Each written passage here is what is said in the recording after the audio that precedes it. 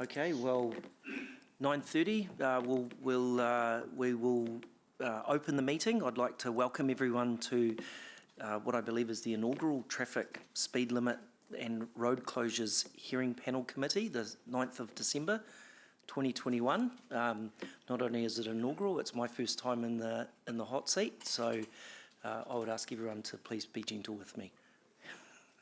Can we move that? Oh, hang on. Yeah. We'll start by, do I kick off with the apologies? Yep. So opening item 1 is, you've all got your run sheet in front of you, which governance have distributed. Thank you very much. Kick off with item number 1, apologies. There are no apologies. So with that in mind, I think we move that they be accepted, or not accepted, but passed. What's the term I'm looking for? So we can go with, because there's no apologies, Yeah. And that nobody needs to add to it, we can move to the next item. Okay, all right, so we don't need a vote on that, do we? Right, okay, sorry. And confirmation of agenda. I will move the agenda, and seconded by Councillor Wilson.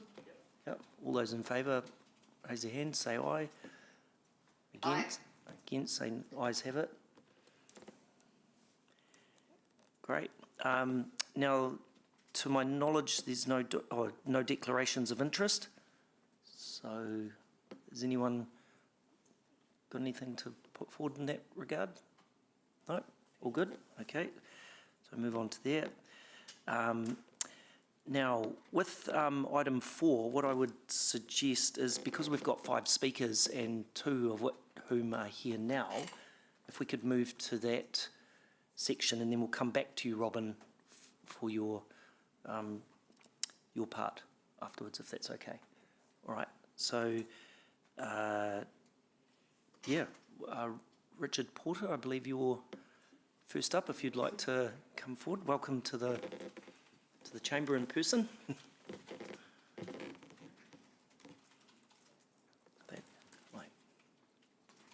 So, morning, Richard. Morning. Nice to meet you in person. You too. I've seen you on Zoom a couple of times, so it's always good to get a three-dimensional view of someone.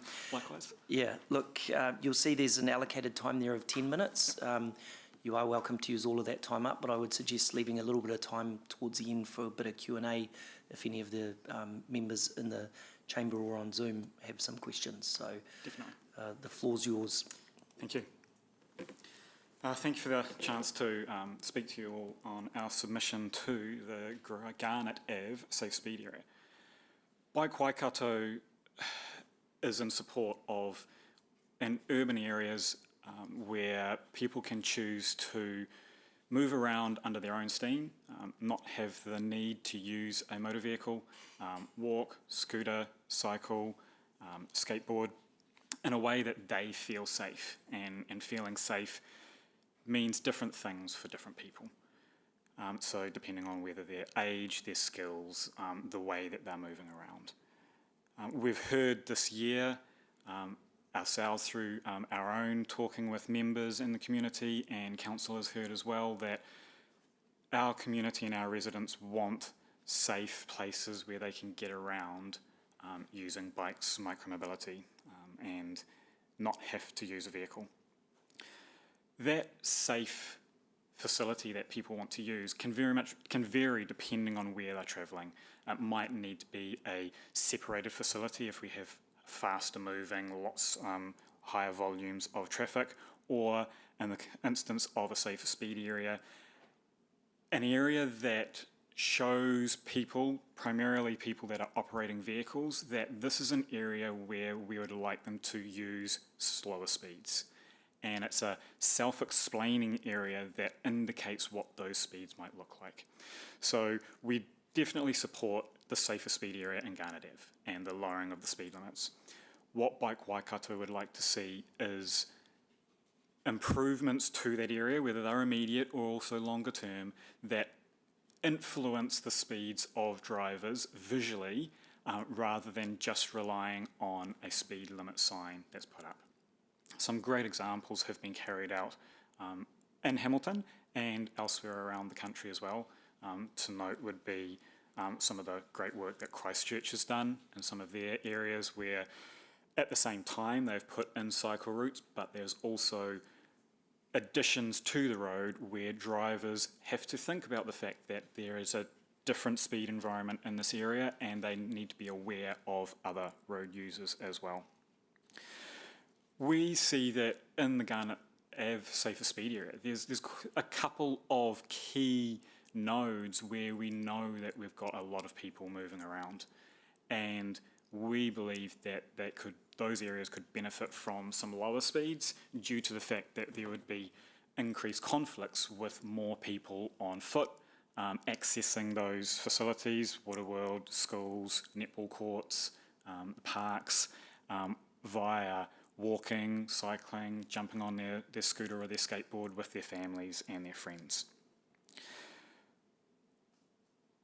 It's going to be one of those things where it might take some time to influence how these speeds change, but we believe that with the work that's going to be done in lowering the speeds initially, if we can get some indications to drivers that this is different, the reason it's different is, one, there is a lower speed limit, but two, there are indications to people that we have more people walking around in this area, riding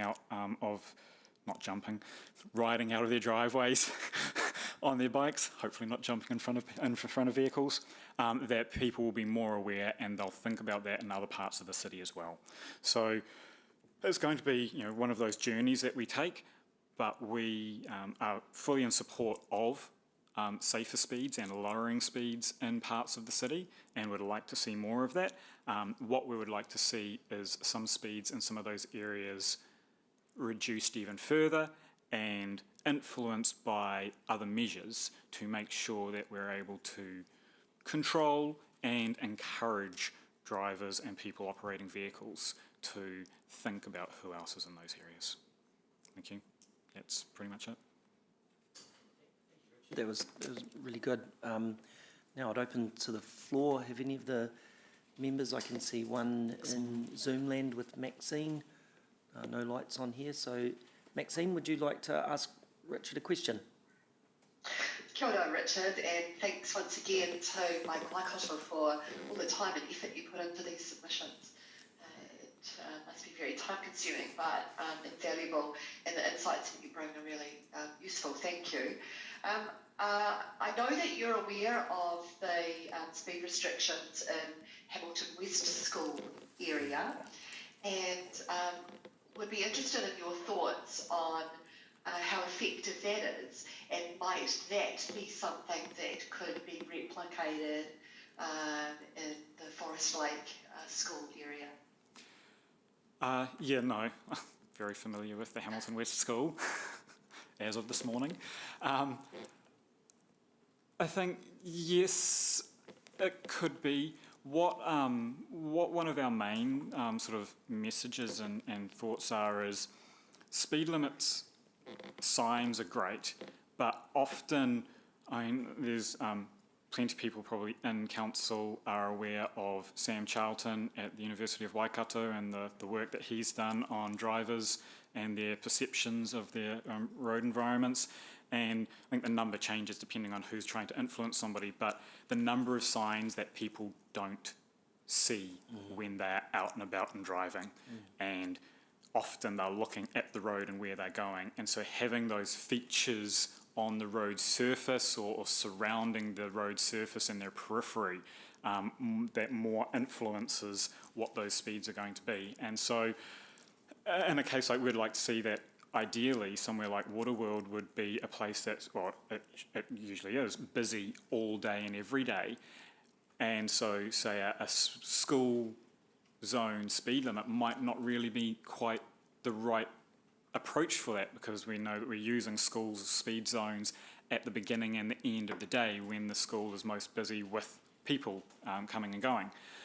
But it's a start, but I think especially in cases like Forest Lake and the school there, there's an entire neighbourhood around the school, and all of those people are coming from their houses through this area to that school as well. The school, I think, is zoned similar to Ham West. So you've got more than people just driving to that area to drop their kids off, to get out of the car and walk within that speed limit zone.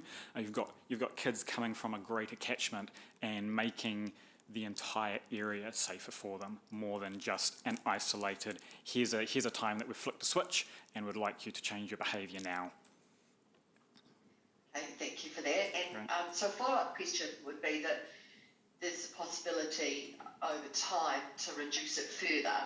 Is that something that would be supported by Waikato, or are you up for if we're going to cut the speeds, let's just get it right the first time? Yes, for the second one, simply. Yeah, I mean, ideally we'd like to see those slower speeds. We've got, ideally we would like to see almost all, not necessarily all, but most kids coming to school on their own power. A school zone where kids are living, and school areas, even if they're not zoned, where parents feel comfortable, for want of a better word, and safe that their children are going to get to school safely by themselves, walking, on a bike, on a scooter. So in order to facilitate that, we probably do need those lower speeds, and we ideally need them earlier rather than later. So now, but if it takes a bit longer, we can come up with some other measures as well. Oh, no, thank you, Richard. Thank you. Thank you, Chair. No problem. Just looking around the room, I don't see any more questions in the chamber. There's none from me at this stage. Right, well, finished within time. So thank you, Richard, for coming in person today. It's a real pleasure to see you in here. Thank you very much. Thank you. Okay, now next submission is from Ian Kindred. Is that how you pronounce it? Yep, right. Ian, if you'd like to pop on up. Just a reminder again, I'm not sure if you heard, but there's 5 minutes for you, allocated for you to refer to your submission, and just would note to keep a little bit of time at the end if you can, just in case there's some questions from the chamber and from Zoomland as well, of course. Sure. So, floor's yours. Thank you very much, and thank you for the invitation to come along this morning to talk to the Garnet Ave safer speed area. I live at 12 Story Avenue, so and I can speak more for that area of Story Avenue, Steel Road, up to where Garnet Road roundabout, up in that area and up towards the school. And if you know the Story Ave as it is now, it's about a 14-metre wide road, and coming down from Te Rapa Road, it sweeps down, and about 250 metres down below that is a roundabout of Steel Road, and then goes on and about another 250 metres and you get to the roundabout of Garnet Ave, and then on up to Mitcham, passing the school. So the traffic leaving Te Rapa Road, travelling to the west side of the city, and they can either turn right at the Garnet Road lights and go on past the Distinction Hotel and past the pool and get to Story Ave in that way, or they turn right at Story Ave and go either to the end of Story Ave, pick up Mitcham again, and then heading to Forest Lake Road, or they turn at the Steel Road roundabout and go on to Forest Lake Road from there. And those traffic, it's an alternative to them, to going to the end of Te Rapa Road and turning right directly into Forest Lake and having to deal with the congestion of the lights. So those are the options basically drivers have, and the alternatives that they have to going down further to those lights at Forest Lake Road. The traffic that goes along these roads, I would estimate are probably 80% through traffic of people wanting to get from Upper Te Rapa to Avalon Drive and Lincoln Street and places west. So they are basically in a hurry to get home, as far as I can see, and don't care too much for restrictions. And vice versa, coming from the Avalon Drive, at the Avalon side of the city, going towards Te Rapa. And so there's rush times each morning and each afternoon.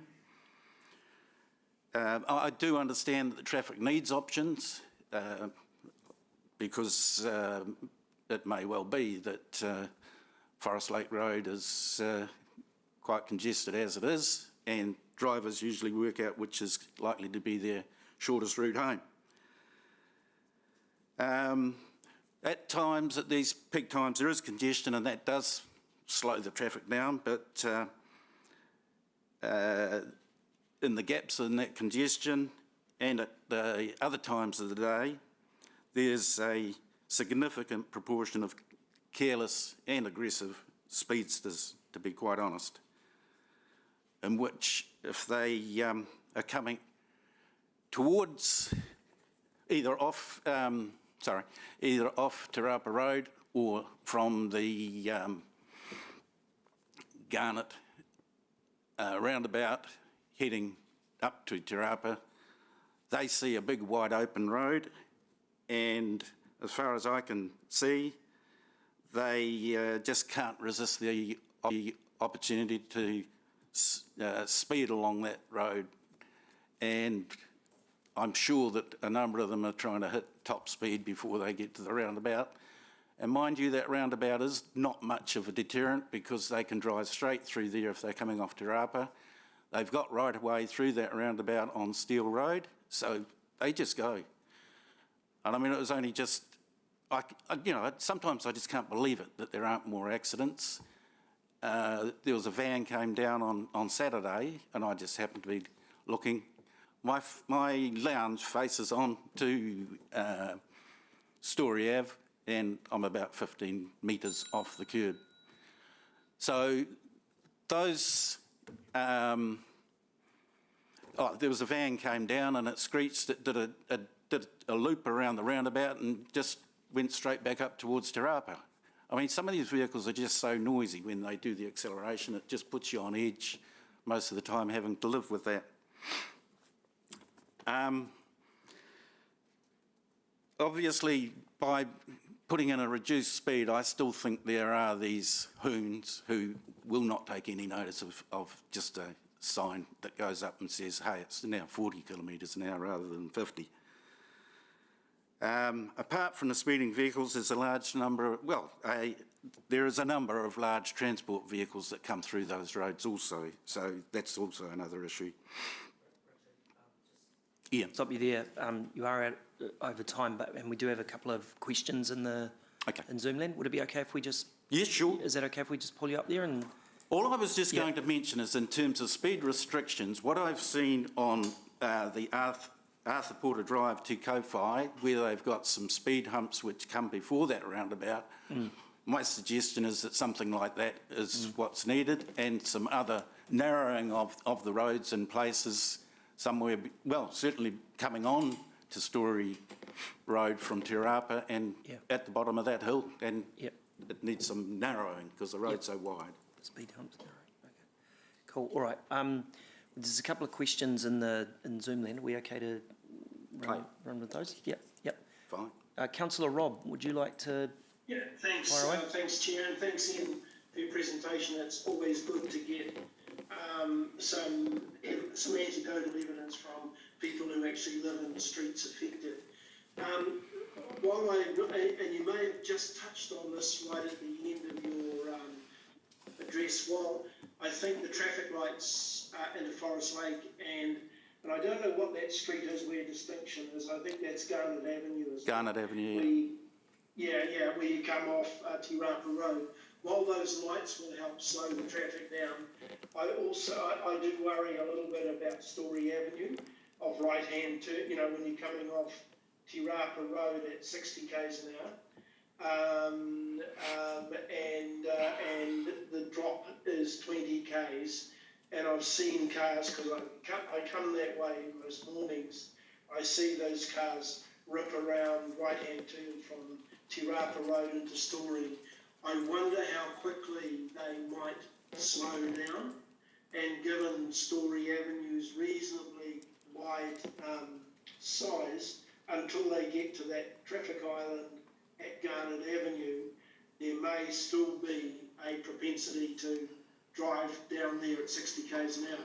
Is that a concern to you? And Absolutely. I know you touched on maybe some speed bumps. Yep. Or something at the beginning of Story Avenue to help slow that traffic down. Absolutely. I'm no expert, and I'm sure the council have got some, are very wise and worldly people, the councillors, and have access to professional engineering road traffic people, but I have seen, say, in the likes of Howell Avenue and Hillcrest, there's narrowing and speed bumps along there. It seems to work pretty effectively. And also, as I said, what I've seen on that Arthur Porter Drive and Te Kowhai East intersection, the roundabout there, something that says, hey, you've got to slow down. It's not just a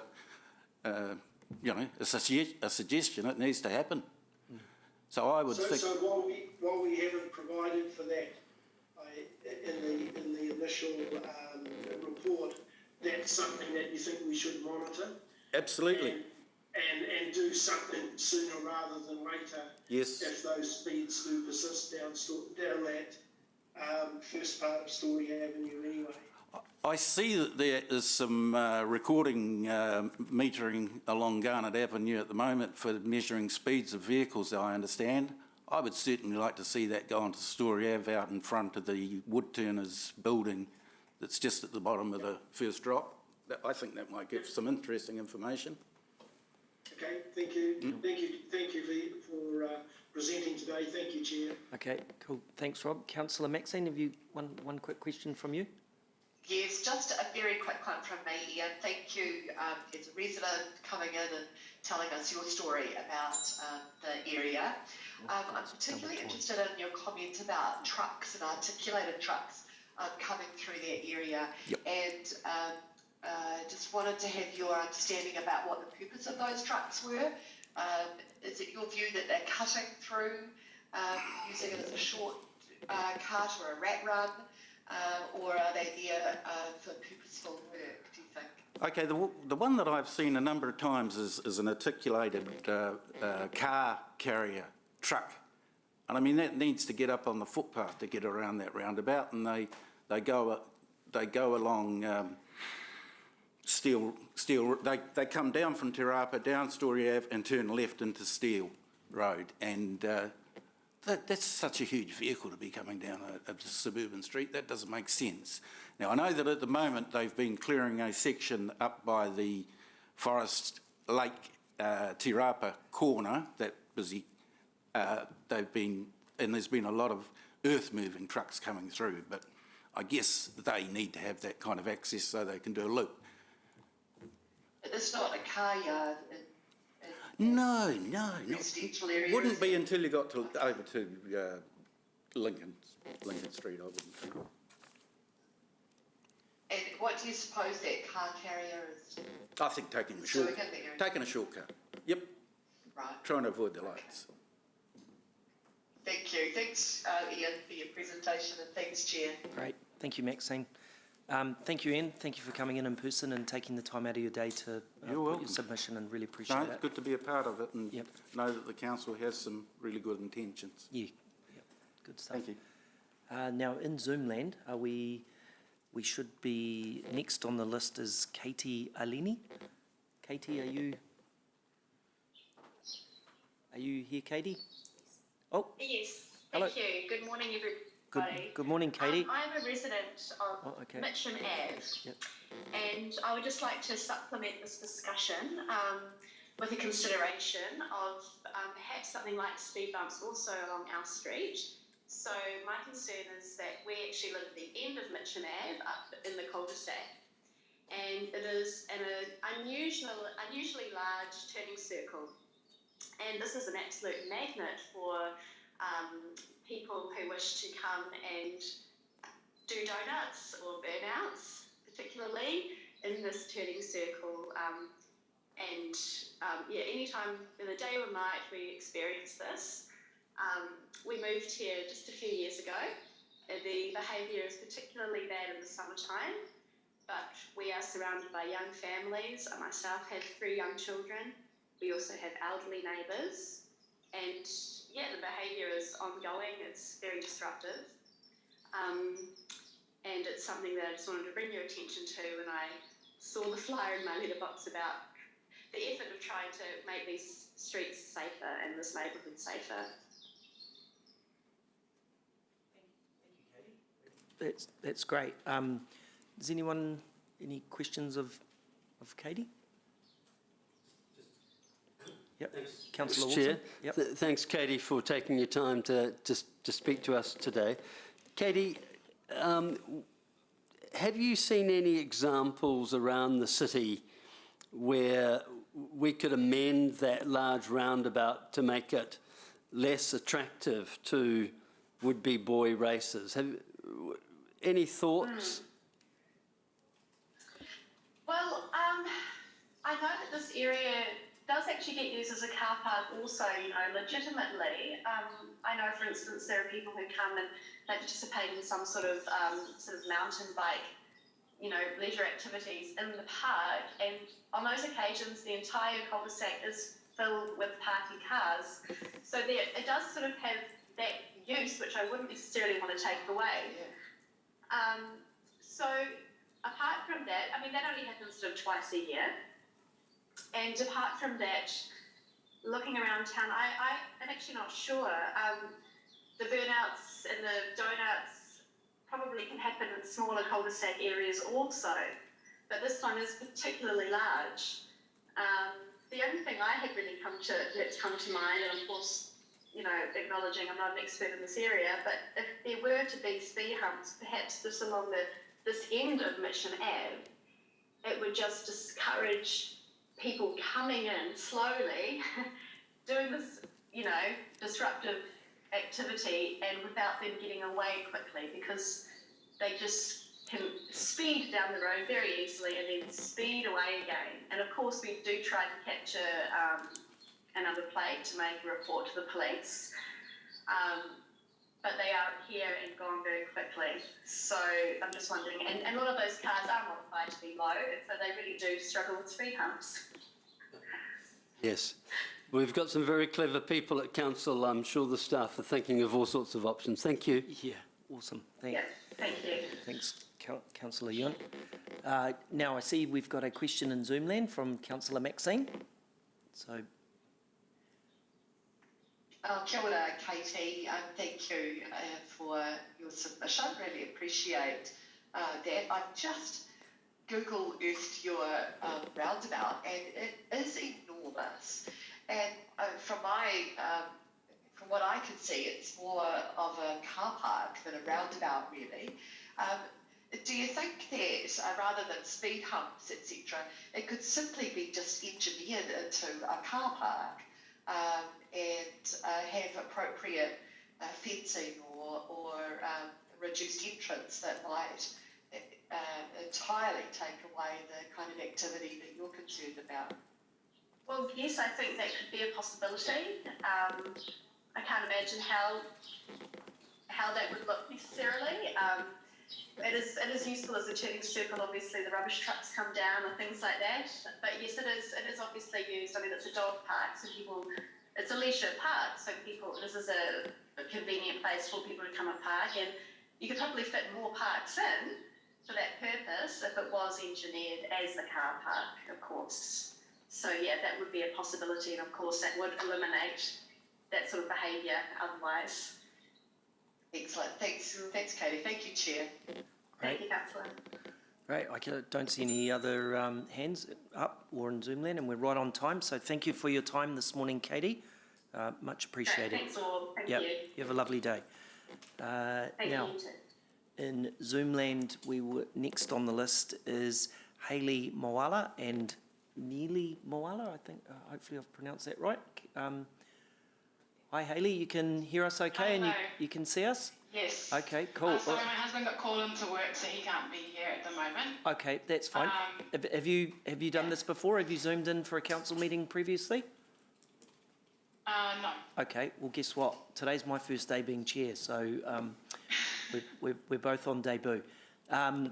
Look, there's 5 minutes for you to talk, and feel free to use all 5 minutes, but I would suggest perhaps leave a little bit of time towards the end of your submission, just so in case there's any questions from the floor. Okay? Okay. Cool. Awesome, All right. thanks. The floor's yours. You go for it. I live on Story Ave,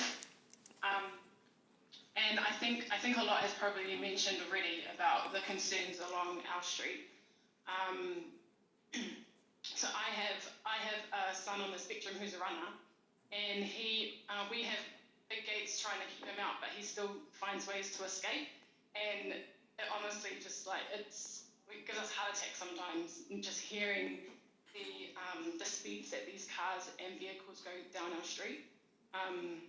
But not only that, there's a daycare on each end of Story Ave. There's also a primary school there. There's so many kids that walk along the streets.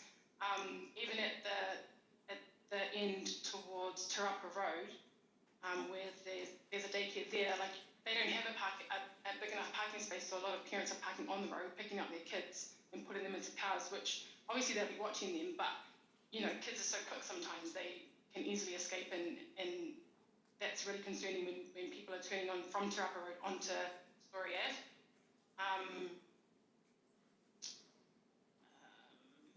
Yeah, I think that the biggest thing for us is just that the cars they fly through our street, and being able to have something like speed humps or something just to be able to slow the traffic down, I think would be really, really beneficial for our street. Right, well, look, I'll open it up to the floor for questioning. Martin, you look like you're going to... Yep. Councillor Martin Gallagher. The chair's going to rule me out of order because I'm just going to say what an excellent submission and thank you. Yeah. Thank you to you and the other submitters. But I'm not allowed to say that because I'm supposed to be asking questions. You are, yeah, but point taken, yeah, noted. Does anyone else have any questions? No, I don't see anything in Zoom land. Thank you, Hayley. Thank you for taking the time to... Sorry, Chair. Hang on. Can I ask a question? And thanks, Hayley, for your presentation this morning. Whereabouts in Story Avenue? I've got the map up. Are you between Tirapa Road and the roundabout? Yes. Yeah. More towards Turapa Road. Yeah. If we did, subsequent to the changes, and assume that the changes get approved this morning, if we did consider putting speed humps in, would you be available, as I'm sure Ian will be, to perhaps give some advice as to where you think those humps or bumps should be stationed in the street to get the best effect in terms of safety and the slowing down of traffic? I'm not an expert, but I'd be happy to give some suggestions and to see what everyone else thinks. Definitely, yeah.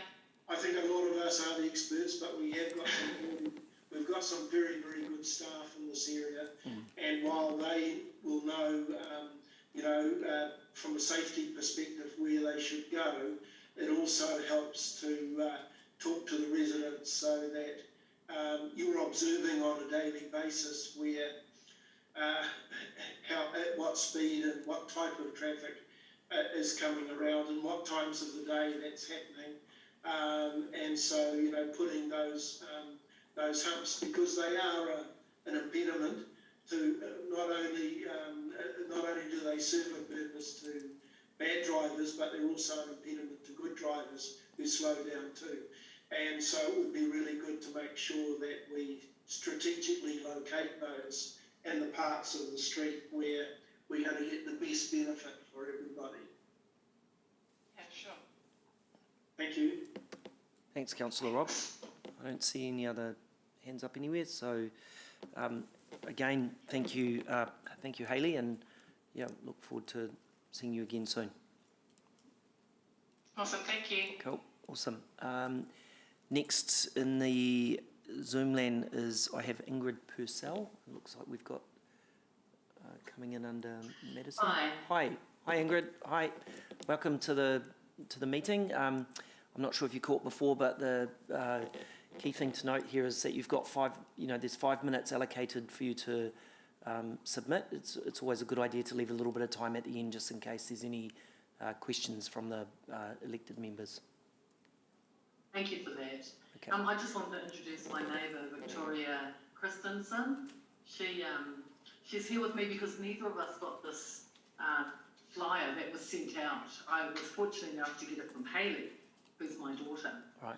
And I felt this was really important that we were part of it. Victoria, I'm sorry, I actually only told her much later in the piece, and so she has many things that she is concerned about too.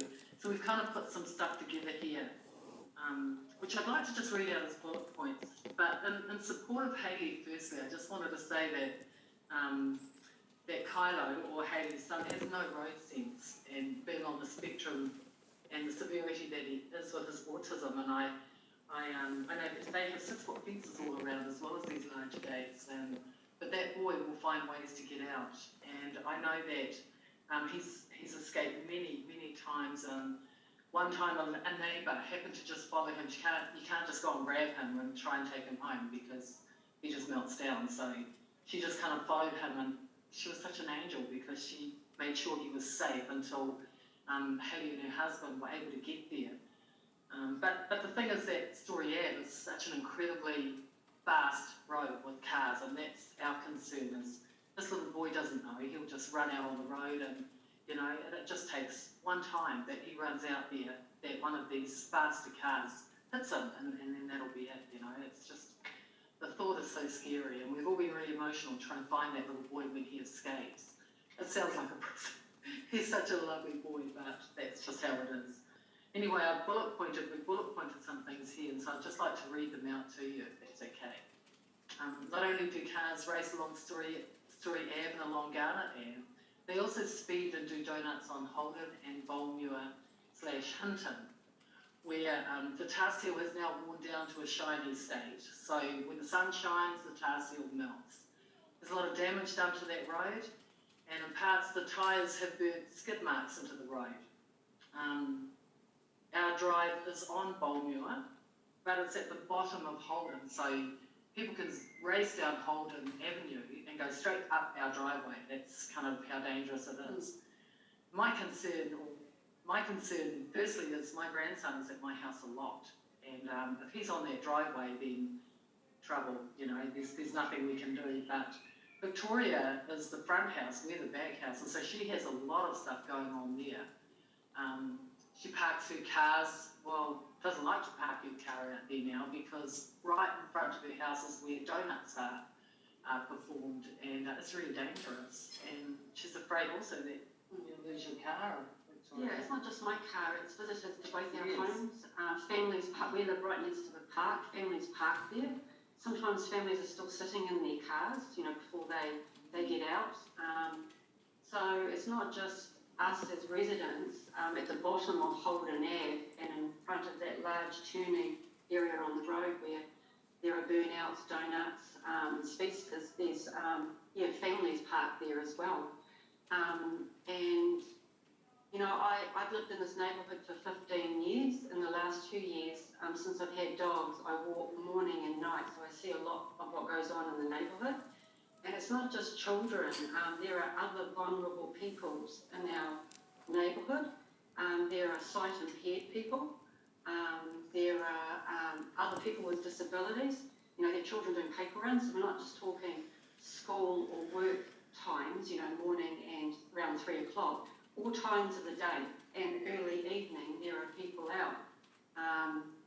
So, yeah, I'm concerned about, the residents in my immediate neighbourhood. We live right next door to Behaviour Park, and that's the back entrance to Forest Lake Primary School. So there are a lot of children that go in and out from there, a lot of families that come to bring their preschoolers until they pick their children up, So, there's just so much that goes on here that I feel that there's such a need to slow cars down because for safety reasons, obviously. And I agree with Victoria, what you said with regards to people sitting in cars and sometimes I'll sit there while their children go and play in the park. So, it's just a huge risk. Yeah, and the children after school will come to the park to meet their parents. And so they are unsupervised, not long, like, maybe 20 minutes, but they are there on their own as well. And, it's a small park, they do get bored, they do wander, around the park, maybe they might go stand on the footpath waiting for parents. So, that part of the street, the Hinton, Bolnure, Holden, is a real hazard. Yeah. The other thing too was turning out of Holden, cars are speeding along Forest Lake Road as well. Yeah. And so turning out of Holden, it's a real hazard because it's right on a corner. And so if cars, it's only a matter of time, there'll be a major accident there. It's a blind spot. It is. When you're turning right Pretty onto dangerous. Holden. Yeah. So that's just another thing really. We wanted to, I personally feel that one of the things that they could do, even it would be more cost effective, to put in speed bumps rather than, and slow down, the traffic as well, put in signs to slow down, simply because it's probably more cost effective because they won't be tuning up the road, with all their donuts and everything really, burnouts that they do, it's just not good. And I think too, there's a lot more development going on in the area, like Steel Road now has new housing there, and there's more cars parked on that road. So you're kind of weaving around cars are a lot of courtesy, people are waiting for the other cars parked, but there are always people that speed down there at 50, despite the fact that there are more cars parked on the road, and there are other drivers, that are slowing down, waiting to allow cars to pass, but there are always people that just fly down there. Can I just interrupt you there? We're now over time, so I would suggest that we have to wrap up. But do you have a final point you'd like to make, or you feel like you've covered it sufficiently? I think we've covered it. Yeah. Thank you for hearing us. Yeah, no, you're very welcome. Look, are there any quick questions in the chamber? No, Maxine. We've got time for one very quick question. Thank you, ladies, and thanks for that insight into your little part of this area. I didn't realise that the wee park backed onto the school, and I guess that adds to the traffic that might come through your little part of Hamilton. I note also, I just had a look on maps at the intersection of Bolnure and Holden, is it? Yes. Holden? Yes. And it is really wide. I guess cars can do a nice big loop around there and come back, and that kind of allows for speeding, etc. Do you think if it was looked at, engineered in a little traffic island, plonked in the middle with some nice flowers or something, could help with that situation? I do, if they had some nice rocks in there. Big rocks. Not with drone. Kia ora. Yeah, that'd be good. Great. Cool, thank you. Kia ora, thank you. Yeah. Ladies. Thanks, Chair. Thank you for both dialing in. We much appreciated. Look, at this point, we'd say that that's all the submitters. There's nothing else no other submissions. So, with that, we'll circle back to number 4, I think, and ask Robin to step forward, come forward to the, and if you could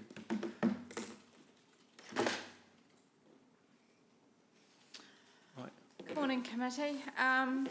So I'm going to just provide a quick overview of the process that we go through for working through these safer speed areas, and I'll hopefully actually preempt some of the questions that are coming. So for these safer speed areas, we've obviously got our Hamilton Speed Management Plan.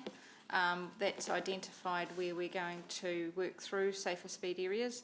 We then attempt to prioritise these areas, and that's done based on crash risk, and it's also heavily weighted by where we have community who are reaching out to us and expressing concerns.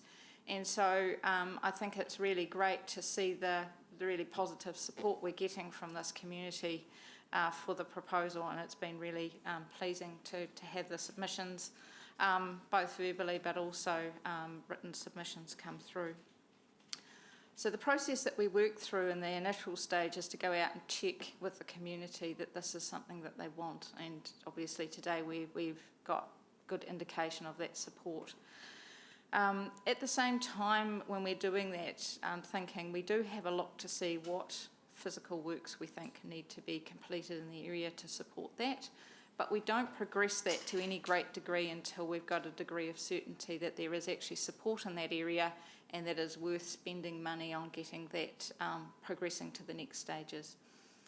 So I'm pleased to say that as part of this project, we do have funding through the Low Cost, Low Risk Road to Zero program to do physical works in the area, and it's 300,000. So the intention always has been to do more than just stick signs up in this area. The work that we are proposing to do at this stage, and it is all subject to some more design work to be done, and then we do specific consultation with those adjacent properties, businesses, etc., to make sure that we understand what their needs and how it's going to work for them, and drainage and all of that detailed stuff. So that's just starting now, because we've got a degree of confidence that this is a community that want it. So at this stage we have plans for something in Hinton Ave for the school, Garnet Ave outside the pools and linking, providing a safe crossing point for the bus stops that are there. Story Ave already has a road safety platform outside the school, but we've got a couple of other treatments along that length that we're looking to put in place, and Mitcham Ave already has an existing road safety platform as well for the school. We did look at Te Rapa Story intersection. Unfortunately, we have got a tight budget, so what we have done at this stage is not propose to do anything there, because when we do improvements on Te Rapa for the Comet and other such things, the intention is to try and pick that work up there. So at this stage, we are looking, if the committee approves this, the speed limit would come in effect on the 2nd of May is what's proposed, and that date was chosen specifically to allow us time to complete the consultation and to get that physical works done, so that when that speed limit comes into effect, it will make sense in one hit. And on that point, I'll be happy to answer any questions. Cool. Thanks, Robin. Open the floor to questions. Councillor Wilson. Yeah, thanks, Chair. Robin, thanks for the report, and congratulations. I think staff have to be recognised that this is one series of initiatives where the community is 150% behind you, and we don't often see that. So that's great.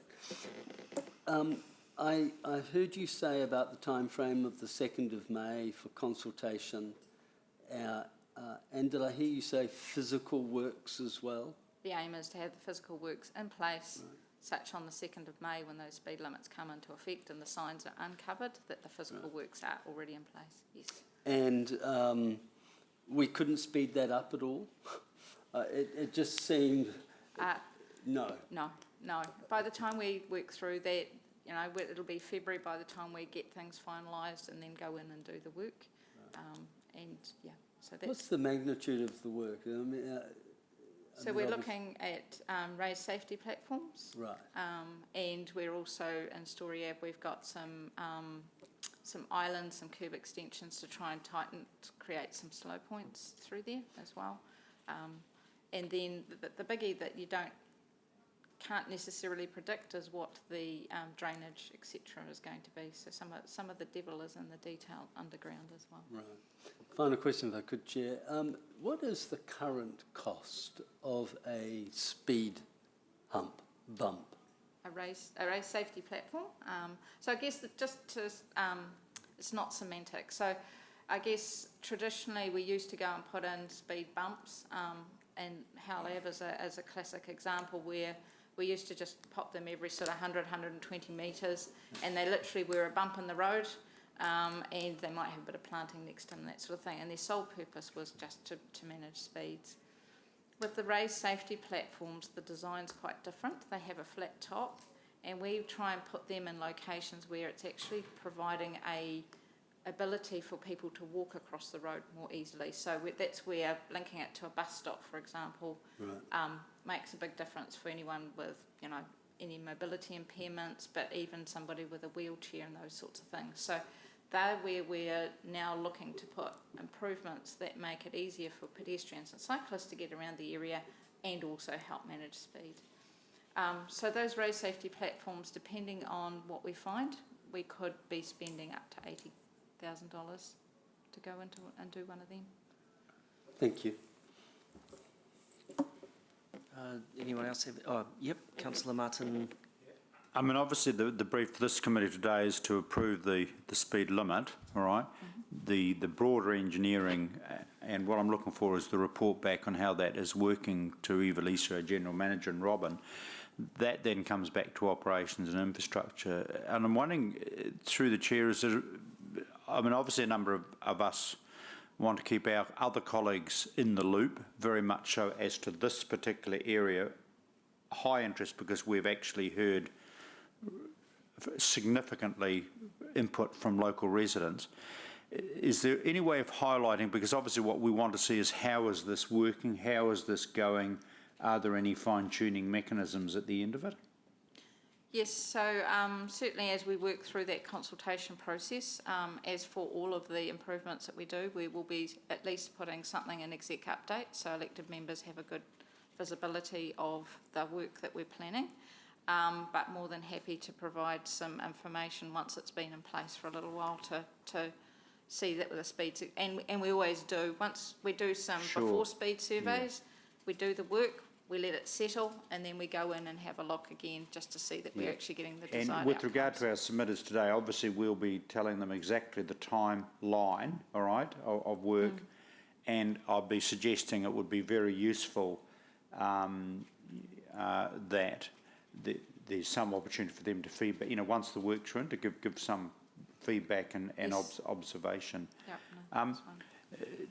Presumably in terms of the whole bad driving speed stuff, that's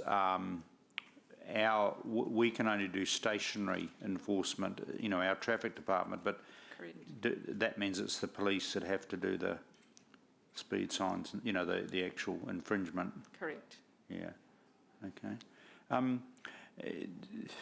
A declaration of interest. Currently live in a street, should I say, that is the classic, where we have the 40k, but it's the long, big stretch, and I'm not here to lobby today, but I might actually lobby myself, because I get this.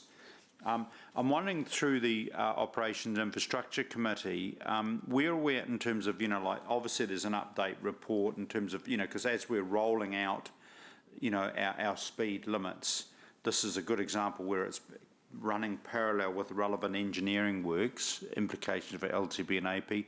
Evelisa, where's our sort of touch points along the way? Because obviously there are many other examples of the need for engineering works, speed humps to match our speed limits. So those are reported through the Infrastructure Operations Committee, and some are separate reports. Yeah. Some are reports through the Low Cost, Low Risk Programme of Work, and then some are through the General Manager's update in terms of providing the information and that elected members have requested, so that we keep them informed of processes as we go through. So it's just determining which one is the most appropriate method that those are reported in, and we can actually we'll incorporate see those. it, like, obviously, because obviously Robin and the team have got the priority streets. You've ranked them in terms of relative urgency, in terms of funding. Is that right? Yes, correct. Yeah. Okay. No. Thank you. Maxine, Councillor Maxine. Thank you. Thanks, Robin. In terms of the work that will be done in the area to support the lower speeds, some of the residents talked about the particular part that they live in and the concern that they hold around bad driver behaviours with, donuts and speeding, etc., at large intersections or that large roundabout kind of car park thingy up in the top of Mitcham. Presumably the $300,000 isn't going to be able to attend to those kinds of things. Is there anything that you're aware of that could alleviate those issues at all, those particular ones? Beside the obvious more money, having a quick look at that Mitcham one, we could have a look at whether we actually mark for some parking in the middle of the road and do something there. That will work when there's people parked there, obviously, but for a large amount of time and evenings and that sort of thing, I'm expecting that won't actually make too much difference. So yeah, it is a tricky one, and it's always a balancing act, I guess. So often we have cul-de-sacs that are too tight and narrow, and people can't get around them, and then you have the other extreme. So yeah, it's almost a Goldilocks trying to find the just right. But anyway, so yeah, it is a tricky one, and the reality is that reporting it to the police, trying to get some information is definitely helpful. And one of the things that we deal with is basically every time we create something that gets them to move on, then we'll end up with another community with similar concerns. So it is a tricky one to actually get rid of as such. It tends to be more of a moving the behaviours around to other locations. So a community watch group could keep the police informed about the activity that's happening there. Yes, and I certainly encourage reporting, and I guess it's giving as much specific as possible if there's certain times of evening, certain days a week, that sort of thing. The police are obviously not resourced to have somebody sitting there 24/7, but if you can give them some good tips as to when a cruise past may be worthwhile, then that's definitely helps them with their targeting to risk as well. Ian talked about trucks doing a bit of a cut-through story and steel, and in particular a car carrier. Is that something that council's aware of, and do we have regular contact with the trucking companies to ask them to use our main thoroughfares rather than the urban streets? So personally not aware of that. I know that we get these sorts of situations in other parts of the city. Very happy to follow up with Ian to get the details, and we do often pop a note to the trucking operators just to remind them of the provisions that are in the traffic bylaw. So the traffic bylaw specifically requires people trucks to stick to the key arterials until they get close to their destination, and then should be only using the local streets, for the final parts of their journey. So we're happy to remind them, and we do work also with the Road Transport Association, which is kind of the governance sort of group, and we are reminding them quite regularly, not only of that, but also the engine braking is another thing that we often have to remind them to not engine brake within the city limits. So we're happy to follow up on that, and certainly happy to follow up on a case-by-case basis. At the end of the day, the enforcement, though, because it's a moving vehicle, it does come down to the police. Okay, thank you.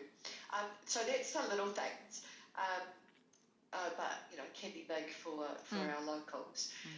The other issue that's come up through the submissions was that of bike waikato and of the slower than 40 kilometre staff recommendation at the points that Bike Waikato identified by the dairy, where there is the crossing over to the netball courts, and the raised crossing at the school and the Waikato Kindergarten Association, and at a point at the Garden Ave by the pools. Is that a speed limit that has been considered by council of 30 kilometres an hour rather than the 40? And I just wonder what your response would be. So I guess in the first instance, and this relates again to even the discussions on Tuesday that we had, we went out and consulted on the Hamilton Speed Management Plan and indicated through that process what speed limits we were expecting to see go in place, and there's a map for that, and it shows this area as being 40. I'm mindful that even in the short time since that was published in June 2019, getting ahead of myself big time. Things have certainly moved on since then. And with the new speed limits rule, proposed speed limits rule that we were hopeful was going to be out about now, but we're now looking at sort of probably May next year, that there are increased opportunities for these 30k speed restrictions, particularly for schools, and elected members will be aware of the fact that we're taking part in a trial at the moment around the signage and having 30k's for some schools. And there is, as part of that speed limits rule, a requirement for road controlling authorities to get schools down to 30k's. I think they've got, I can't remember the exact percentages, but within about 4 years they want 60% of the country, and within 6 years they want 100% of the country. So there's certainly that coming with great haste, hopefully, in the new year to get the 30k's around schools, and so that will certainly be something that we were wanting to work through. And then I think we'll see more of 30k's being an accepted speed limit for some of those other busy locations, such as those shopping locations and those sorts of things. And that new rule, I believe, will put more emphasis on that. The challenge we have at this point in time is giving a refresh to our speed management plan, so that actually has that first step in that engagement with community. And the speed limits rule is looking to get rid of the bylaw as a process for managing speed limits and moving to those management plans. So I'd hope to actually bring to committee by now an update, but A, with workload, but B, with that changing environment, I'm just sort of hanging fire to try and make sure that when we finally bring that speed management plan, that we've got all the maximum benefits to line ourselves up with that new rule. So I guess the short answer is, at the moment, 40k's, but certainly in the future, definitely potential to see more 30s come in place. Okay, Robin, thank you for that. And I guess my final question is really about signage. We've seen, and anecdotally, there's a certain number of signs that drivers will respect.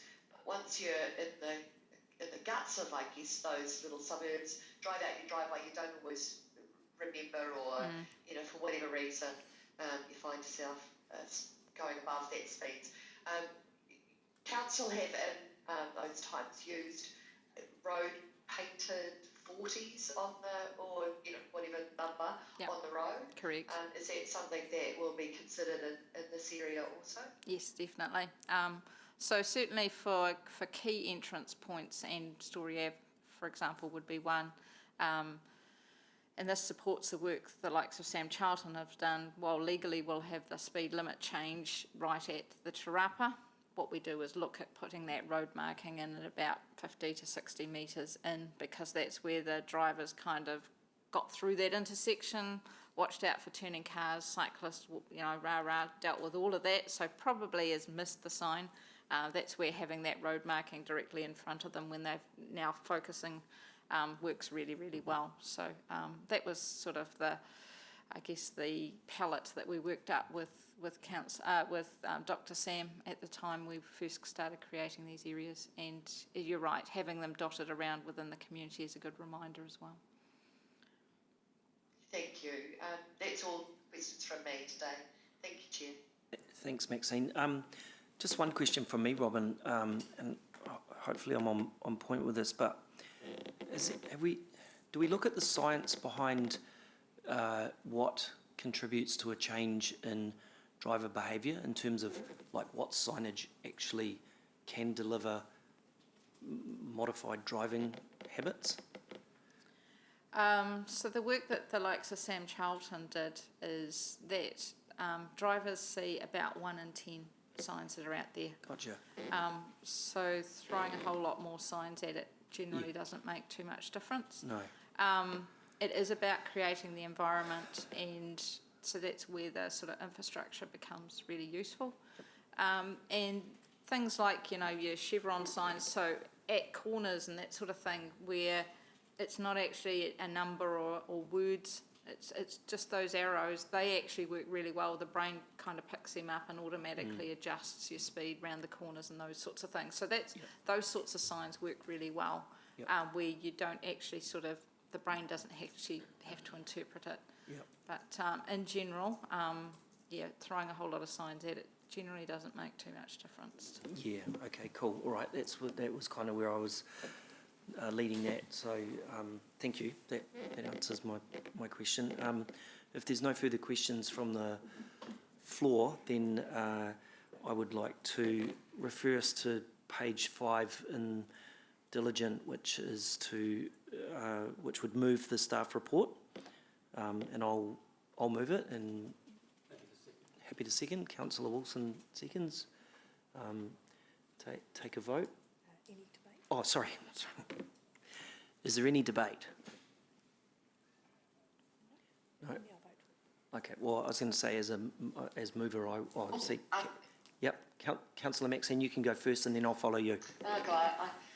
I've asked a lot of questions today, and that's because I really want to understand what neighbours value in their areas, and it's quite obvious that through this process there's been an overwhelming support for neighbours taking back their streets in their areas, and to really be able to see an opportunity for not just cars to be on the roads, but for people to be on the footpaths, for children to be able to move around safely, and for scooters, bikes, and all modes of transport to be able to use these areas.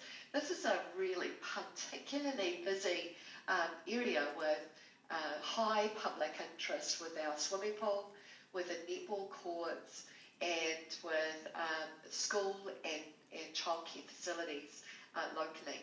And so it's really an area that needs to take into account all those that are in the area, and all those uses. And so finding a way for that to be safe and for everyone to be able to get around is really important. Clearly it's important to the neighbours there. We've heard from neighbours who have specific issues, and it's great to be able to hear those things. We can't always resolve them, but certainly giving them light of day helps us to understand those issues and to be able to work with residents where we can to find solutions. I think overall though, we're working towards lowering this area in its speeds, and I look forward to a time when an even lower than 40 kilometre an hour speed limit around our schools can be introduced. I understand that it will take time for drivers to get used to the idea of having to drive more slowly in these areas, as they have in my area, where the great majority are driving at 40 kilometres an hour, or even slower actually. But certainly acknowledge that it's not just a sign on the road or a painted number, but how the road looks, who's using it, and what other physical environmental changes can be made to encourage those speeds. So I'll be entirely supporting the motion. Thank you, Chair. Excellent. Thanks, Maxine. And I would reiterate exactly what Maxine said as well. Unfortunately, and I've mentioned it in chamber previously, where I've been a passenger in a car that's hit a young lad who ran out in front of a car, and that time and sound haunts me just about every day. I've also been in a car which has knocked over a cyclist, so I know what that looks like first and foremost from my own experience. Now, changing driver behaviour is, something that to be tasked with that is quite a major challenge. But there are things that will work, and I know that we've got good people in here who are all gunning for the same, aiming for the same outcome that we want to get, which is safer streets, because one person hit by a car is one too many as far as I'm concerned. So, look, I think that, we're all pretty unified in our feeling here. It's fantastic to have had such great submissions. So, yeah, it's a motion that'll go forward with a lot of support. So, yeah. So with that in mind, if there's no further... Oh, Martin, yes, please. Yeah, thank you. Totally endorse the previous two speakers, and obviously many of us have had children, and I certainly can relate to a close shave with one of ours. Only, moments in attention, getting out the wrong side of the car, only because the driver, who I thank profusely, was going at a reasonable speed, did we avoid a catastrophic situation. I live in a street where I observe probably about 5%, breaking the rules, exceeding the 40k, not driving to their surroundings. And the reality is that 1 out of 20 or 5% can still have a terrible catastrophe if there's a child or there's a little kid comes out onto the street, full stop. Let alone, I think the submitters, raised very valid issues around people who have got sight impairment. I've heard someone said, streets are not for people, they're for cars. Well, excuse me, cars are merely the means that people use to go from A to B. And obviously when cars then go onto a principal arterial, then it's 50, it's 60k. But I think this reminds us, dare I say, it's a really good series of submissions, because it reminds us again that streets are for people, for families, for neighbourhoods, and streets serve a range of means. So why on earth a car, whatever, can't sort of just slow down for the final bit of their journey is beyond my comprehension. But I just did raise the issue through the Operations Infrastructure Committee, just to keep a tab on these, because obviously I want to just big shout out for Robin and her team for the work that they are doing, and there are some really sterling examples now throughout the city of great engineering that's matching up, with speed limits. And I think Maxine touched on it. What matters most to people, I think, with respect, is the essential services, what's outside their front door, the kind of city they live in, and this is core business, folks. But been a very worthwhile morning from my point of view, just to be reminded, dare I say it, of what is really important. Yeah. Thank you. Yeah. Thank you, Martin. Right. Okay. So with that in mind, we've moved and seconded it. So all those in favour? Looks pretty unanimous. Yep. Yep. Great. Thank you. If it helps, Chair, I'll move the staff's recommendation on item 5. Thank you, Councillor Ewan. Anyone like to second it? Martin? Yep. Great. Back again, Robin. I'm happy to second, Chair. Oh, Councillor Gallagher. Oh, right, thank you. Yeah, okay. But thank you, yeah. So I guess this is just a regular update of various restrictions that we need to change around the city. Quite a few of these are associated with physical works changes that we have, such as the Te Awa cycle work and around Howell Ave and various improvements that we're doing out in our community. So really just happy to take any questions if there are any. Yep, we've got one in Zoom land from Councillor Rob Pascoe. Yep, thank you, Chair, and thanks, Robin, for a very detailed report. A question on the Ward Street interim design. I'm still trying to get my head around where we are with this. I know that we've been back and we've made some modifications. It's still an interim design, so tell me what's happening insofar as where we might go from this interim design to a final outcome. And I know there's never a final outcome because it's always a work in progress, but is there another step in this process? So I guess to be clear, with the adoption of these changes, there will be some work done in the new calendar year to implement them. So that will then provide for those additional lanes at the intersections, etc. The intention then is to wait and see the timing of the Tuapapa. So that's the development directly opposite the new regional council building, so in between Wintec and to work through with them the timing and understand that, to then look at the next stage and the upgrade of Ward Street. That process will obviously need to be heavily involving of elected members and the community in that area.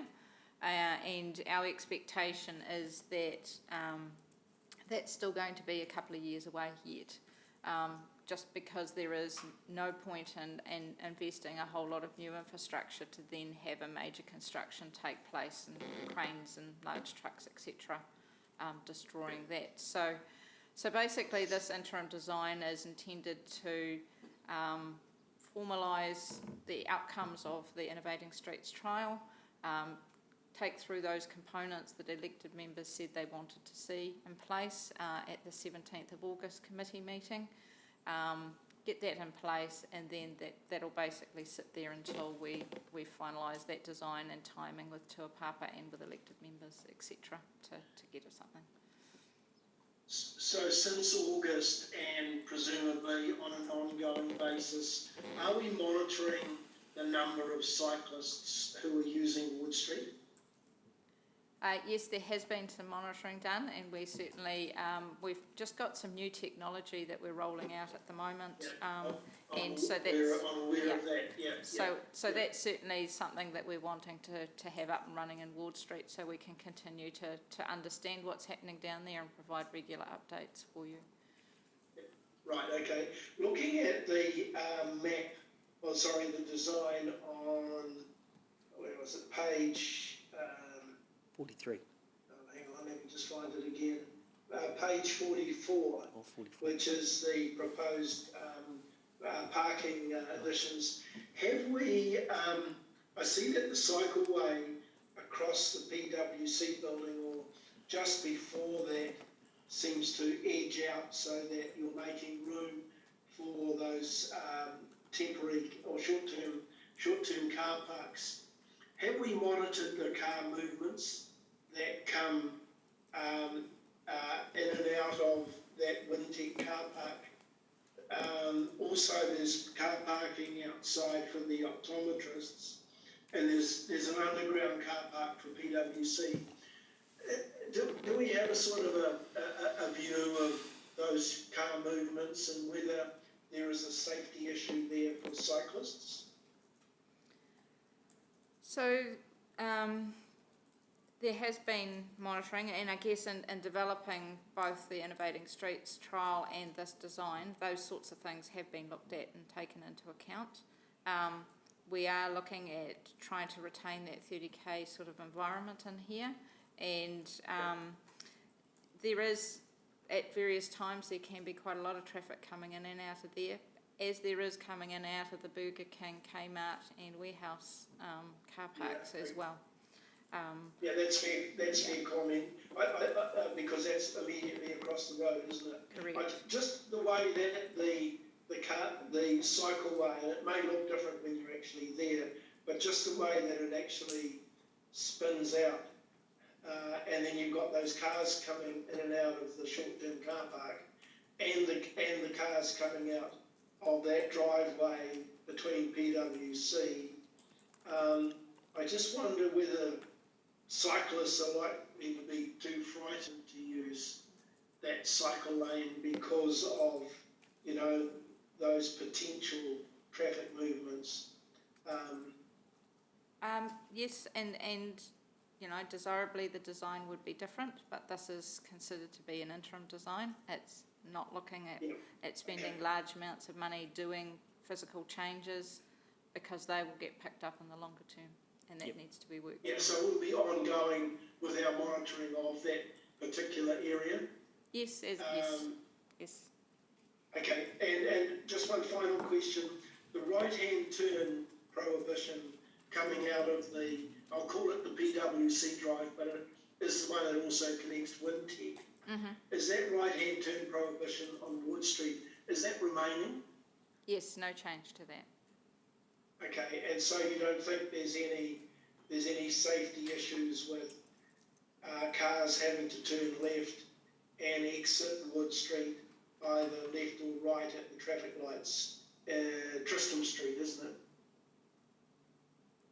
Is it Tristram Street? Yeah. Yes, they will turn left out of there. No, we are happy with that prohibition that's in place currently. Okay, and feedback from business, what's the feedback been with this interim design? So in general, there's been support. The consultation that we've been having has been primarily around what methodology we would use for the cycle separators, and there's a desire to see the planted boxes removed. There's strong support for getting the additional exit lanes at both intersections. And the other thing that we've really been consulting with is around the timing of when the work gets completed, and that's why we're looking at that being in late January. The only comment we had was from Regional Council, who asked about changing the mobility car park outside their premise to a loading zone. We've consulted also with CCS Disability and the Disabled Persons Assembly. At this stage, they would like to see that remain. So at this stage, I'm intending to leave it as per the plans. We will continue to monitor the street like we do every other street in the CBD. And, you know, in time, it may be that there are changes made as businesses change and as demands change. But at this stage, the intention is to just proceed as shown in the plan. Okay, thank you. And just one final question, Chair, is around Bryce Street being a better alternative for cycle lanes rather than Wood Street. Is that still a consideration, given that it does provide a better link to the Claudelands Bridge? So there is an additional piece of work ongoing at the moment, and we'll be reporting back to elected members in the new year. And that is looking at the linkage that Bryce Street provides from the Western Rail Trail from Seddon Road Point through to Claudelands Bridge. But there is still a strong belief that there is a need for Ward Street to provide the link into the CBD area. So just to Thank you. Thanks, Robin, for your detailed reply. Thanks, Chair. Yep. Evelisa, you were, no, okay. All right, well, in the interest of time, because we've got something else coming up pretty soon, put it to the vote. Unless anyone's got anything else to say. No, all those in favour? Carried. Yep. Right, do I declare it, the meeting closed? Thank you. Sure. Yeah.